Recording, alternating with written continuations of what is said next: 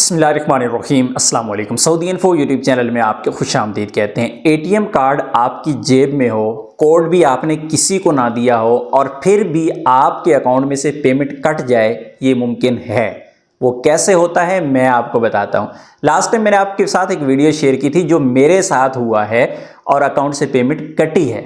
तो बहुत सारे लोग ये पूछ रहे थे कि भाई पिन कोड के बगैर, OTP के बगैर ये कैसे मुमकिन है। मैं आपको बताता हूं कि कैसे मुमकिन है। इंटरनेशनल लॉ है और सऊदी अरेबिया में भी वो कानून मौजूद है। अगर आपके पास डेबिट कार्ड है, आपके पास मदा कार्ड है, वो सिर्फ स्कैन करके उससे पेमेंट निकाली जा सकती है, लेकिन उसकी लिमिट है। हाँ, एक और चीज़ मैं आपको बता दूं यहाँ पे कि अगर आपके साथ अल्लाह ना करे ऐसा धोखा हो जाता है, पहले तो आपको धोखे से बचने का तरीका भी बताऊंगा। अगर ऐसा हो जाता है तो फिर आपने उसके खिलाफ क्या करना है वो भी बताऊंगा। सारी चीज़ें डिस्कस करेंगे। तो उसमें लिमिट ये होती है कि आपकी जो ट्रांजैक्शन है एक इस तरह स्कैन करके आप बकाला पे जैसे जाते हैं, आप किसी मार्केट में जाते हैं, किसी शॉपिंग मॉल पे जाते हैं, तो वहाँ पे जाके जो आप स्कैनिंग करते हैं, आप पेमेंट करते हैं, वो पेमेंट आपकी कट जाती है बगैर OTP के, बगैर पिन कोड के। उसकी लिमिट है 300 रियाल। नेक्स्ट आगे चलते हैं। अगर आपका कार्ड किसी और के हाथ लग जाता है, किसी के पास तस्वीर है, तो वो जाके किसी भी मार्केट में या किसी भी ऐसी जगह पे जहाँ POS यानी वो जो मशीन डिवाइस है जिससे आप ऑनलाइन पेमेंट करते हैं परचेजिंग की, अगर वो मौजूद है तो आप वहाँ पे पेमेंट कर सकते हैं। स्कैन हो सकता है आपका कार्ड और OTP की कोई ज़रूरत नहीं होती। ये बात यहाँ तक क्लियर होगी। अब चलते हैं नेक्स्ट। हाँ, एक बात याद रखिएगा कि अगर जिन लोगों को अब भी यकीन नहीं आ रहा तो आप अपने कार्ड की तस्वीर मुझे भेज दीजिएगा। नहीं, आप एक दफ़ा मार्केट में जाके अपना कार्ड स्कैन करवा के देख लीजिएगा। जहां पर आप थोड़ी सी ट्रांजैक्शन कोई कर रहे हो, यानी आपने परचेजिंग की हो, तो आपको यकीन आ जाएगा कि आप OTP की ज़रूरत नहीं होती है। नेक्स्ट चलते हैं। अगर अल्लाह ना करे कि आपके साथ ऐसा हो जाए, बल्कि ऐसा होने से पहले आपने क्या करना है कि आपने अपना मोबाइल एप्लीकेशन जो है जिसमें आपने बैंक की ऐप रखी हुई है, जिस तरह बैंक अलराजी होता है, तो वो ऐप जब ओपन आप करेंगे तो उस ऐप के अंदर एक ऑप्शन मौजूद आता है ऑनलाइन परचेजिंग का। तो वो आपने क्या करना है कि ऑप्शन को ऑफ कर देना है।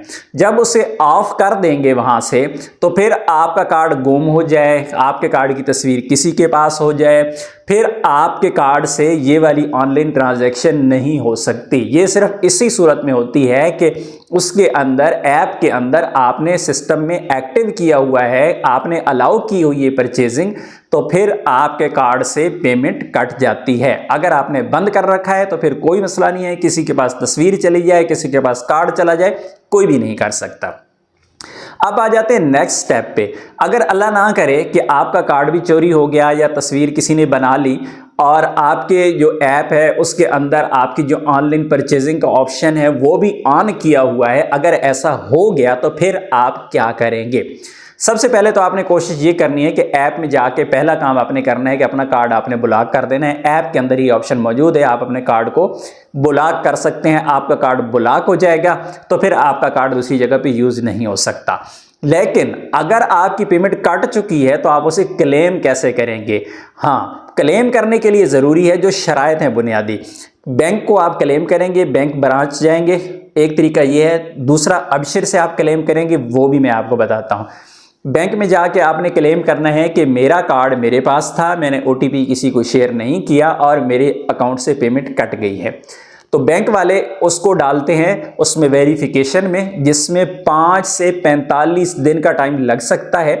उसके बाद बैंक फैसला करता है कि आपको ये पेमेंट रिफंड होनी चाहिए या नहीं होनी चाहिए।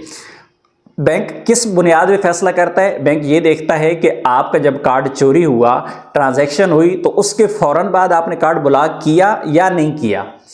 अगर आपने कार्ड ब्लॉक फौरन कर दिया ट्रांजैक्शन के बाद तो फिर बैंक मानता है। अगर आपने कार्ड को ऐसे ही छोड़ी रखा, हफ्ता ऐसे ही पड़ा रहा, अपनी मर्जी से कोई परचेजिंग करता रहा, बैंक नहीं मानेगा। एक शर्त ये है। दूसरी शर्त यह है कि आपने कोई OTP या पिन ना दिया हो। ऐसे नहीं आपको एक कॉल आती है और आपसे कहा जाता है आपके नंबर पे कोड आया है, OTP आया है, दे दे। अगर आपने वो दे दिया तो बैंक सिस्टम में वेरिफिकेशन करेगा। अगर आपने वो दिया हुआ है तो फिर भी क्लेम नहीं होगा। अगर आपने OTP भी नहीं दिया, आपने पिन कोड भी नहीं दिया हुआ और इसी तरह अगर आपने टाइम पे ब्लॉक कर दिया है कार्ड, तो फिर बैंक क्लेम करता है और आपकी पेमेंट आपको रिफंड होती है। अब आ जाते हैं नेक्स्ट स्टेप पे कि अगर आपके साथ ऐसा हो गया तो एक तो आप बैंक को जाके क्लेम करेंगे, पहला काम। दूसरा ये है वो आप करेंगे साइबर क्राइम को। आपके अवसर के अंदर मौजूद है कि आप साइबर क्राइम को रिपोर्ट कर सकते हैं। कितनी पेमेंट कटी है, आपका अकाउंट क्या है, किस टाइम पे कटी है, रीज़न क्या थी, ये सारी चीज़ें आप मेंशन करेंगे साइबर क्राइम को। फिर बैंक जाने, साइबर क्राइम जाने और वो बंदा जाने जिसने ये हरकत की है, जिसने ये चोरी की है। और ये कोई छोटा केस नहीं है, ये बहुत बड़ा केस है, उस बंदे पे बन सकता है जो ये वाली गलती करता है। और इसको पकड़ना भी कोई मुश्किल नहीं है, बिल्कुल आसान है। बैंक ने चेक करना है कि कौन सी मशीन पे, कौन सी आईडी पे ये वाला कार्ड इस्तेमाल हुआ है। उन्होंने उस मार्केट को कांटेक्ट करना है कि आपकी मशीन पे इस टाइम पे ये ट्रांजैक्शन हुई है। सीसीटीवी कैमरास हर जगह पे मौजूद होते हैं, फौरी तौर पे रिकॉर्ड निकलेगा और बंदा अगले दिन सऊदी पुलिस पकड़ के ऐसे निकाल के लाएगी। तो ये कोई मुश्किल काम नहीं है, लेकिन एहतियात ज़रूरी है कि आपने हर चीज़ की निगरानी खुद करनी होती है, बजाय इसके कि आप इन चीज़ों की टेंशन में बाद में पड़े रहें। और फिर जाहिर है आपको बैंक जाना, फिर साइबर क्राइम, फिर आपको कोई कॉल आएगी, वेरिफिकेशन आएगी, इंक्वायरियाँ होंगी। तो ये सारी चीज़ें इनसे बचने के लिए ज़रूरी है कि आप पहले एहतियात करें। और सबसे अहम काम ये कि आप अपनी मोबाइल एप्लीकेशन के अंदर जो ऑनलाइन परचेजिंग का ऑप्शन मौजूद है उसे आप ऑफ ही रखें। जब आपने परचेजिंग करनी हो तो आप सिंपल ऐप ओपन करें, वहाँ से उसी वक्त ऑन करें, अपनी परचेजिंग वगैरह ऑनलाइन कर लें और फिर उसको आप ऑफ कर दें।